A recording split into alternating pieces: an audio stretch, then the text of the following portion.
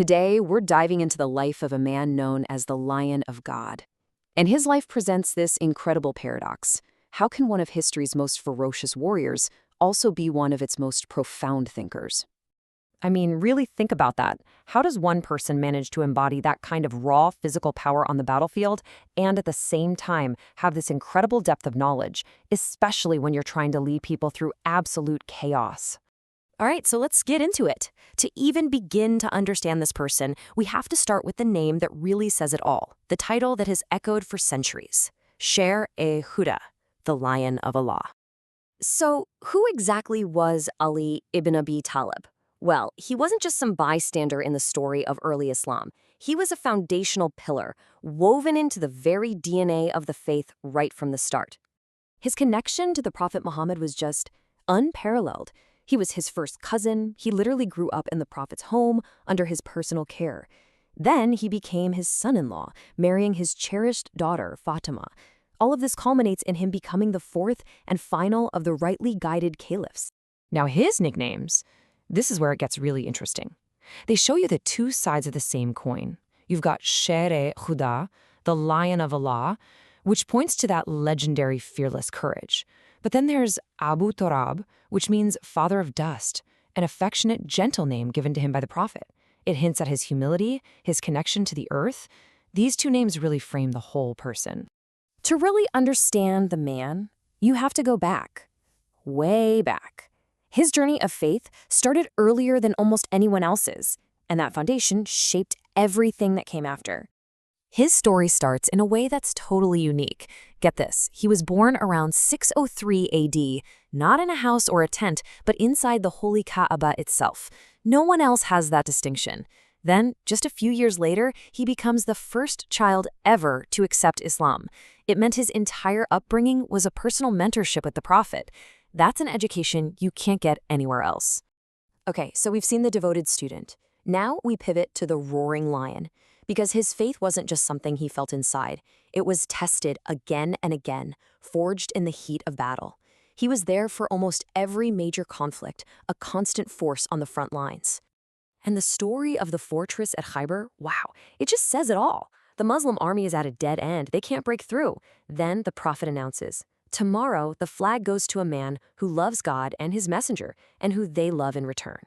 The next day, he calls for Ali, who's got a terrible eye infection and can barely see. The Prophet miraculously heals him. Ali then leads the charge with such power that he rips the massive fort gate right off its hinges, and the army just pours in behind him. Incredible. 16. That's the number. That's how many wounds he took during the chaos of the Battle of Uhud. When many others were retreating, Ali stood like a mountain, a human shield protecting the Prophet. 16 wounds, and he never backed down. But see, the lion was also the sage. If you only focus on his strength in battle, you're missing half the story. His mind, his wisdom, that was just as legendary as his sword arm. This one sentence from the Prophet Muhammad is probably the most powerful testament to Ali's intellect you'll ever hear.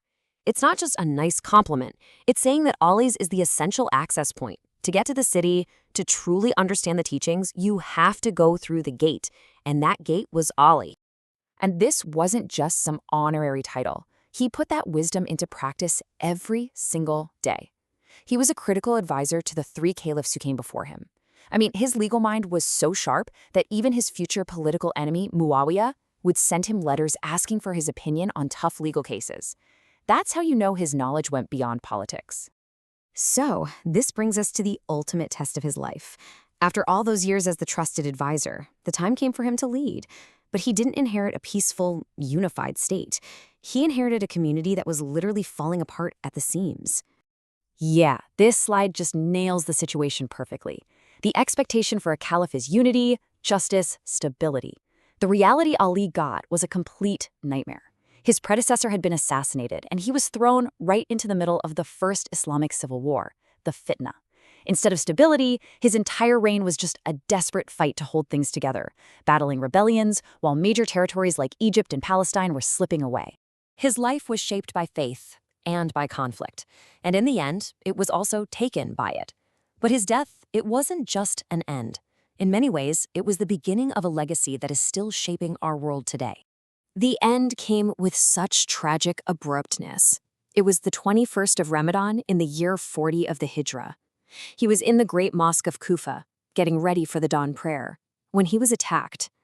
The assassin, a man from an extremist group called the Kharijites, struck him down.